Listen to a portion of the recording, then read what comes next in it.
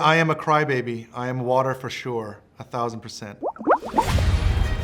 Venez découvrir les résidents d'Element City. Nous cohabitons grâce à une règle d'or. Les éléments ne se mélangent pas.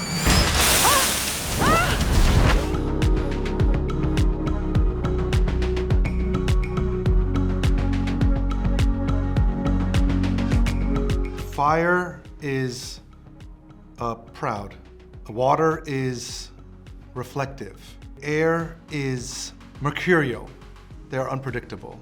And then earth is grounded. I am a crybaby. I am water for sure, 1000%.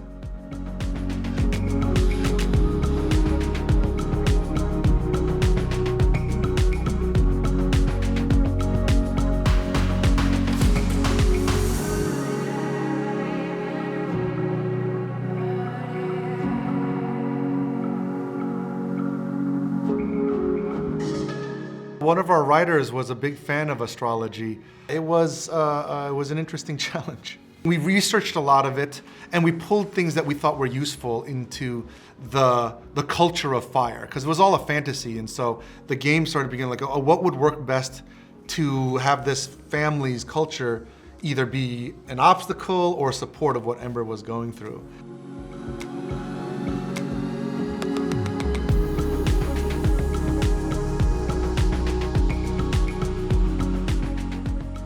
It's something that we focused a great deal on. There were versions of the characters that were like superheroes, where they would just throw their fire or throw their water and you didn't connect to anything. And so what you're pointing out was a huge priority for us. Of like, I moved away from that and said, oh, how do we represent the effect so that it could connect to a feeling or something that they were going through? How big does the fire get? How small does it get? How graphic does it get? What color does it get? How bright does it get? How much activity is there? Those are all controls that the animator had. But because the render times take so long, after they animated something, they'd have to wait like a week to even see something come back. So we had to come up with another way to do this. And so there was just a lot of technology to give tools to the animator so that they could present their ideas about using the elements as emotions as fast as we could.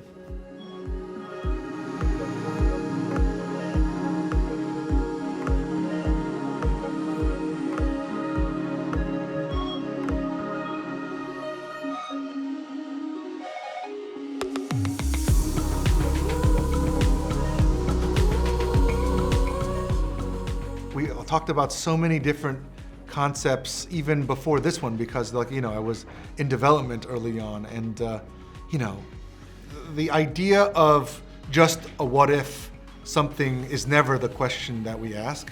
It's always about trying to tie it to something emotional. Like the elements didn't start out as like, oh, what if we had a world of elements? The idea was like, oh my gosh, I need to thank my parents for their sacrifices from coming to another country. What metaphor or what visual or what idea could support that the best?